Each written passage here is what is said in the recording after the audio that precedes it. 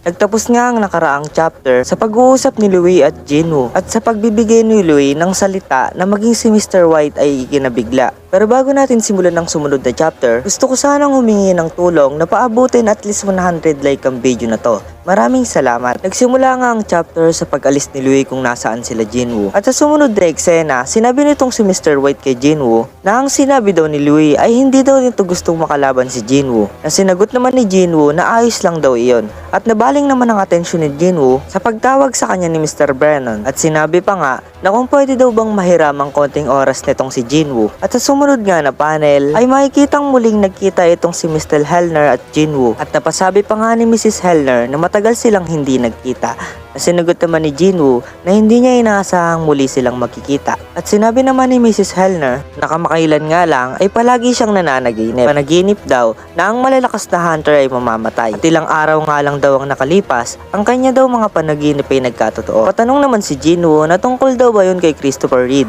Sinagot naman ni Mr. Brennan na binalaan daw nila si Reed pero hindi daw ito nakinig. At ang resulta nga daw sa hindi pagkinig ni Reed sa babala nila ay alam na daw ni Jinwoo. At napasabi naman si Mrs. Helner na ang malalakas nga daw na hunter na dapat sanang poprotekta sa mundo ay sunod-sunod na namamatay. Na sinagot naman ni Jinwoo na siya din daw ba ay binabalaan. Na sinagot naman ni Mrs. Helner na hindi. Sabay nasabi na gusto daw nilang protektahan ni Jinwoo ang mga nasabing hunter. At kasunod na sinabi na sinubukan daw ni Mrs. Helner na alamin ang mga mukha ng pumapatay sa mga national level hunter. Ngunit nabigo daw siya. Kaya naman sinubukan niyang gumamit ng magkaibang method.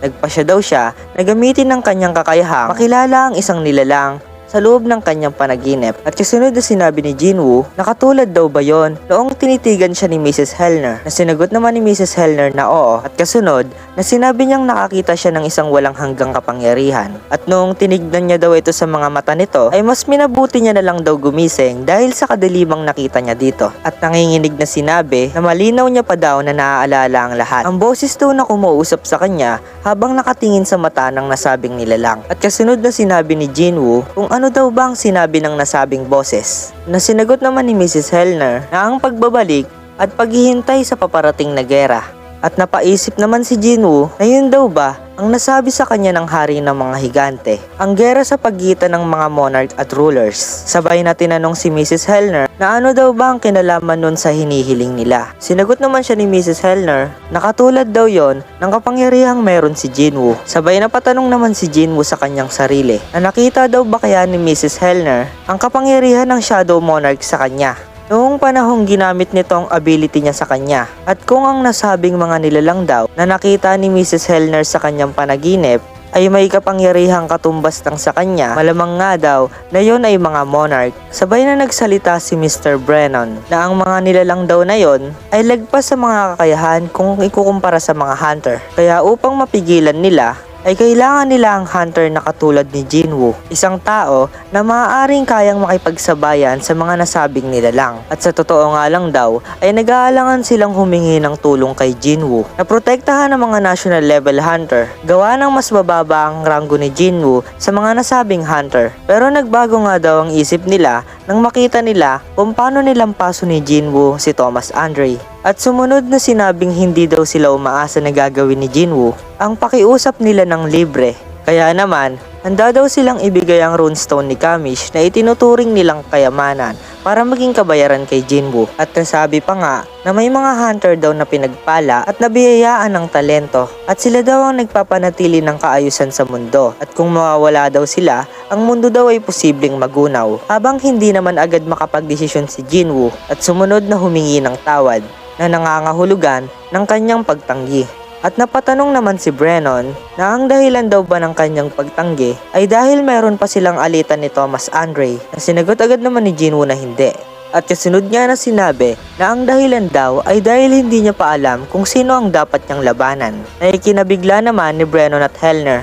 Kasunod na tumayo na si Jinwoo at umalis. Habang naalala naman ni Mr. White ang sinabi ni Jinwoo sa conference. Habang makikita naman si Jinwoo na napapaisip at kasabay na tinawag si Mr. White at sinabing ibigay daw sa kanya ang listahan ng mga hunter na gusto nilang protektahan, na sinagot naman ni Mr. White na sige. At lumipat naman na eksena sa ginanap na party ng International Guild Conference habang makikita na magkasama si Jinwoo at Jinwoo at tinanong ni Jinwoo na kung ayos na daw ba ang katawan ni Jinwoo, na sinagot naman ito na ayos na daw at napaiyak pa nga na sinabing nabalitaan niya na pinabagsak daw ni Jinwoo si Thomas Andre na kinikilalang Gulayat para lang protektahan siya, habang makikitang pinagtitinginan sila ng mga hunter na nandun. Habang napasabi pa nga na talaga bang nilabanan ni Jinwoo si Thomas Andre para lang protektahan si Jinho. At kasunod na may lumapit sa kanila at nagpakilalang isang CEO ng isang kumpanya na dalubhasa sa paghawak ng mga bangkay ng mga magical beast. At interesado daw siyang bilhin ng mga natalong higante ni Jinwoo. At kasunod, nahiningi ang konting oras ni Jinwoo. Sinagot naman ito ni Jinwoo na siya daw ang namamahala sa mga raid habang ang kanya namang Vice Master ang nangangalaga sa negosyo at iba pa. Sabay pagpapakilala ni Jinho sa kanyang sarili na siya daw ang Vice Master ng Ajin Guild. Kasunod na in-entertain ng nasabing lalaki. Napangiti naman si Jinwoo habang sinasabi sa kanyang sarili na ginagampanan daw ng maayos ni Jinho ang kanyang trabaho bilang Vice Master. At kasunod, na binigay na ni Mr. White ang listahan ng mga hunter na hinihingi ni Jinwoo. Napuna naman ni Jinwoo na ang bureau daw ay nagbibigay ng ranggo sa mga hunter based sa puntos base sa kanilang mga nagawa. At makikita na may nangungunang 10 na may pinakamaraming puntos. At sinabi naman ni Mr. White kung tatanggapin daw ni Jinwoo ang request nila, ang 10 na daw na yon ang kailangan nilang protektahan. At napasagot naman si Jinwoo na sila daw pala ang pinaka-priority nila. Sabay isa-isa niyang nilagyan ng mga shadow ang isa sa bawat mga taong nandun, dahil hindi niya daw kayang kabisaduhin ang mga nakalagay na pangalan sa listahan. At kapag may nangyari nga daw sa kahit isa sa kanila, ay madali niyang mapupuntahan gamit ang Shadow Exchange. At kasunod na merong makikitang papalapit kay Jinwoo na agad namang pinag-alala ni Woo Jinchul, na sinagot naman ni Jinwoo na ayos lang daw yon. At makikitang si Thomas Andre pala ang papalapit at tinawag si Jinwoo at sinabing meron daw itong sasabihin. Sabay sinabi na ang braso niya daw ay hindi kayang pagalingin ng mga healer dahil masyado itong napinsala ng mana. Ganon din daw ang sinabi sa kanya ng kanyang doktor, pero pakiramdam niya daw ay malapit na itong gumaling. At sunod na sinabi na si Jinwoo lang daw ang nakagawang talunin siya at ilang paso ang guild niya. At sa lahat ng nangyari, yung isang tao lang daw ang namatay. At yun nga daw ay si Dongso na nagsimula ng lahat. Sabay na tinanong si Jinwoo kung bakit binuhay pa daw siya ni Jinwoo, na sinagot naman ni Jinwoo na dahil wala sa inyong nakagawa ng krimen na dapat hatulan ng kamatayan. Kasunod na tumalikod na si Andre. Sabay na sinabi na bibigyan niya daw si Dongso ng maayos na libing sa kabila ng nagawa nito. Alam niya daw na nakagawa ito ng hindi ka nais-nais na pagkakasala, pero deserve niya nga daw nitong mabigyan ng maayos na libing. Sabay inanyayaan si Jinwoo na magkita sila pag maayos na ang kamay niya. At kasunod na sinabi ng manager ni Andre na si Andre daw ay nagpapasalamat dahil walang anuman ang nangyari sa mga miyembro ng guild niya. At sinabi pa nga na hindi lang halata pero mahihain daw itong si Andre. At kasunod na sinabing maaari daw bang kunin niya ang contact number ni Jinwoo dahil may gusto nga daw ibigay na regalo itong si Thomas sa kanya, na sinagot naman ni Jinwoo na sige at nagpasalamat. At tinanong nga ng manager ni Thomas na kung ano daw ba ang gusto ni Jinwoo, at napaisip naman si Jinwoo sabay sagot na isa daw kutsilyo ang gusto niya.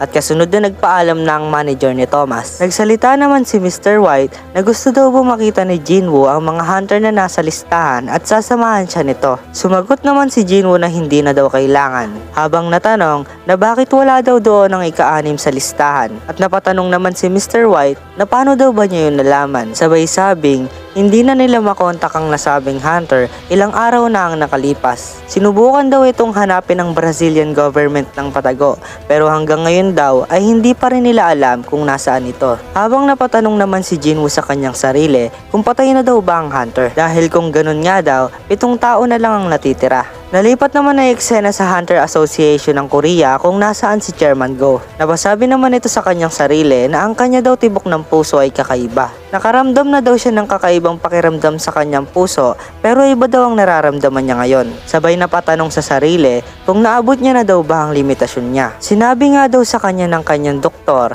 na maaari siyang mamatay sa loob ng 6 na buwan kung hindi siya magre-retiro agad. Ngunit paglipas nga daw ng 1 taon ay nandun pa rin siya at buhay. At sinabi pa nga na hanggat kaya niya ay gagawin niya ang kanyang tungkulin. At kasunod na may tumawag sa kanya at nasabi na wala daw masamang nangyari ngayon. At kasunod na sinandalang ulo sa upuan at nag-relax. Bigla naman siyang nakaramdam ng kakaibang presensya at napatanong kung paano nga daw ba nakapasok ang nilalang na nasa kanyang harapan. At kasabay na natapos na rin ang chapter. Pero bago magtapos ang video na to, shoutout session muna tayo. By the way guys, my name is Jan at kung nagustuhan nyo ang video na to ay pahingin naman ako ng like, comment at subscribe na rin para sipagin pa akong gumawa ng video na katulad nito.